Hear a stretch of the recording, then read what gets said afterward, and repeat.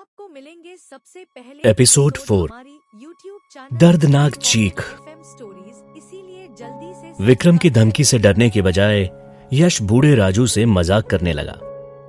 मैंने आपको बताया था ना कि मेरे विक्रम चाचा को मेरी कितनी ज्यादा परवाह है। देखो, उन्हें पहले से ही इस बात की कितनी फिक्र रही होगी कि हम लोगों के साथ किसी को भी बिजनेस नहीं करना चाहिए। छोटे मालिक, आप मजाक कर रहे हो? उस ओल्ड बटलर ने बुरा सा चेहरा बनाकर अपने छोटे मालिक की तरफ देखा। यश मेहरा हंसने लगा।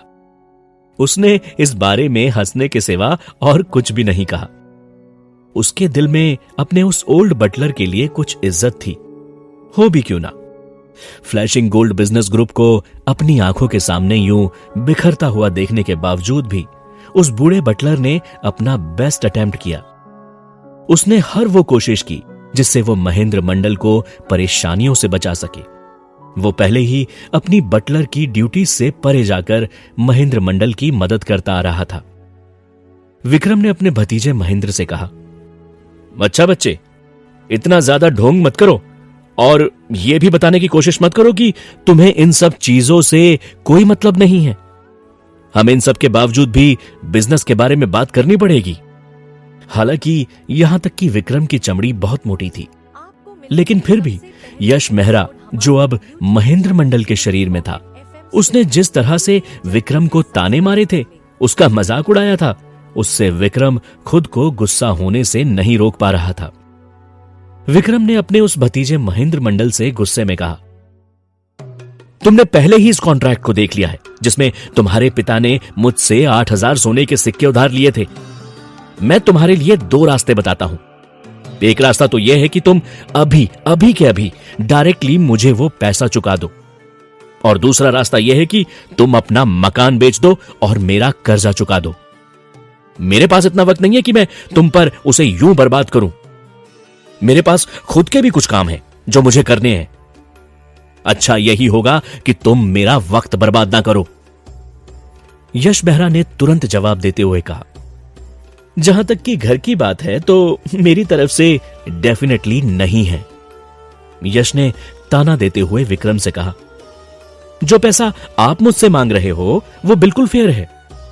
मुझे इस बात की फिक्र है कहीं इस सौदे में आपका कोई नुकसान ना हो जाए।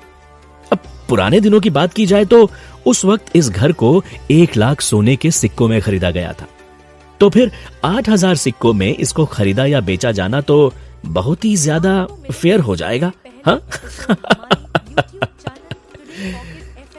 महेंद्र की ऐसी बात सुनकर विक्रम के चेहरे पर इस वक्त जो एक्सप्रेशंस दिखाई दे रहे थे, उससे साफ लग रहा था कि बहुत ज्यादा ताकत लगाकर अपने भतीजे के उन तानों को अनसुना कर रहा है। उसे देखकर लग रहा था जैसे वो अभी अपने भतीजे को मार ही डालेगा। विक्रम ने गुस्सा रोकते हुए अपने भतीजे से पूछा, तो इसका मतलब यह हुआ कि तुम सीधे सीधे सिक्के ही देना चाहोगे? हाँ? यश मेहरा ने अपनी बात धीरे से खत्म करते हुए कहा, उन पैसों को सोने के सिक्कों के जरिए वापस करना भी इम्पॉसिबल लगता है। क्या तुम सच में मुझे वो पैसा सोने के सिक्के के तौर पर लौटाना चाहते हो? महेंद्र ने जिस तरह से विक्रम को उसके सवाल का जवाब दिया था, वो विक्रम की उम्मीद से काफी परे था। विक्रम इस बात से बहुत ज्यादा चौंक गया और उसके साथ ही वो कंफ्यूज भी हो गया, क्योंकि एक बात तो महानगर के सभी लोग जानते थे कि समंदर में हुए इस हादसे के बाद फ्लैशिंग गोल्ड बिजनेस ग्रुप पहले ही खतरे में पड़ गया है और उसके भतीजे के पास उसको लौटाने के लिए फूटी कौड़ी भी नहीं है। ऐसा तो बिल्कुल नहीं हो सकता, यह तो इम्पॉसिबल होगा। विक्रम इस बात को सोचकर 2 बार खांसा। वो अपने चेहरे पर शांत हाव भाव दिखाने की कोशिश कर रहा था। विक्रम ने अपने भतीजे से कहा, यह तो बहुत अच्छी बात है कि तुम अपना कर्जा इस तरह से लौटाना चाहते हो। तो टोटल जो तुम्हें लौटाना है वो है 8,000 सोने के सिक्के। तो चलो चुका दो। पैसा वापस लौटाने में कोई परेशानी नहीं है, लेकिन विक्रम चाचा, मैं बस अभी कुछ दिन पहले ही वापस लौटा हूं। तो क्या आप मुझे कुछ और दिनों की मोहलत दे सकते हैं, जिससे कि मैं सारी चीजों को अच्छी तरह से समझ सकूं?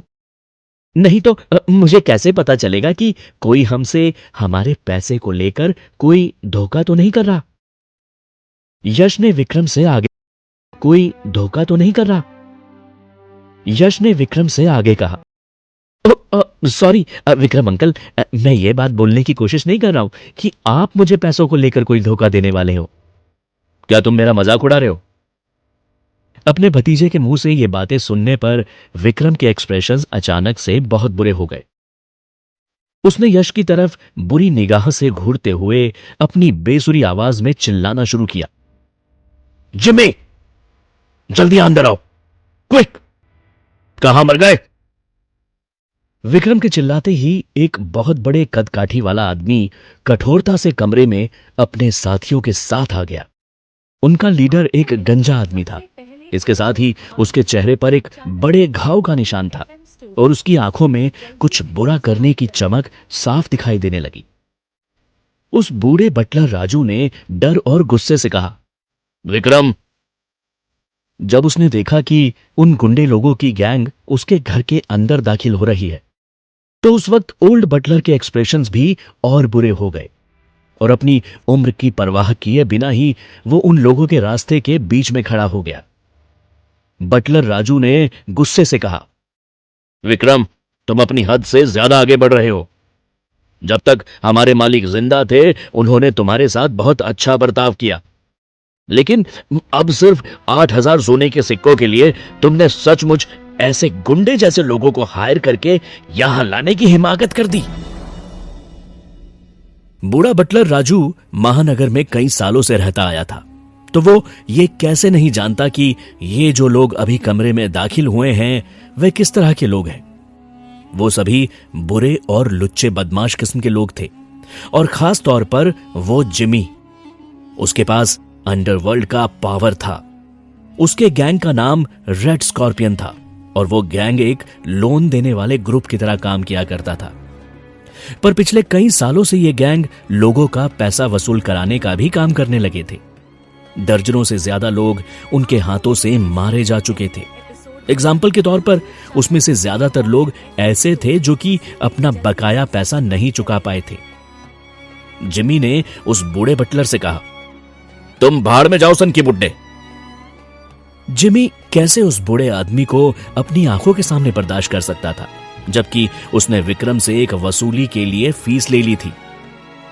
दरवाजे से अंदर आने के बाद जिमी ने उस ओल्ड बटलर को नीचे जमीन पर धक्का दे दिया और उसके बाद वो आराम से आगे बढ़ते हुए यश के पास गया और उससे पूछने लगा, क्या वो बच्चे तुम ही हो, महेंद्र मंडल? यश मेहरा ने रहस्यमय तरीके से उस गुंडे से पूछा, क्या वो तुम्हारा राइट हैंड था? जिमी को कुछ समझ नहीं आया। उसने हैरान होते हुए यश से वापस सवाल किया, क्या मतलब? यश मेहरा ने जिमी को आराम से समझाते हुए कहा, मैं तुम्हारे उस हाथ के बारे में बात कर रहा हूं जिससे तुमने उस बूढ़े बटलर को अभी अभी धक्का दिया है। वो धक्का देने वाला तुम्हारा राइट हैंड था ना? क्या मैंने सही कहा? तुम भी भाड़ में जाओ, फालतू बकवास मत करो। जिमी उधार लिए गए पैसे की वसूली के काम करने में लगा हुआ था और उसने अपने इस काम में हर तरह के देनदारों का सामना किया था। कई सालों तक काम करने के बाद जिमी ऑलरेडी इस बात को समझ चुका था कि उधार दिए गए पैसे को वापस वसूलने का ये काम बुरा और निर्दयता से भरा हुआ है। उसे तो हर बार बकाया पैसा लोगों से उगलवाने के लिए लोगों पर दबाव बनाने की जरूरत पड़ती ही थी। यही बात इस बार भी बिल्कुल उसी तरह से यहां पर भी हो रही थी। शायद इसके पीछे की वजह यह भी हो सकती है कि क्योंकि जिमी यश के पूछे गए सवाल की वजह से एक पल के लिए थोड़ा डिस्ट्रैक्ट हो गया, लेकिन जिमी को ऐसा महसूस हुआ जैसे कि वो हार गया था। इसलिए उसने ऊपर खड़े हुए उस लड़के को अपने राइट हैंड से जोरदार थप्पड़ चढ़ दिया। यश ने जिमी के इस एक्शन पर अपनी पलकें भी नहीं झपकाई और बिना ज्यादा मेहनत के ही जिमी का वो राइट हैंड पकड़ते हुए उससे पूछा, अगर कोई चीज मीडियम वेल हो तो उसके बारे में तुम्हारा क्या ख्याल है? जिमी ने यश के इस अजीब से सवाल को सुनने के बाद हैरान होते हुए उससे पूछा, वट?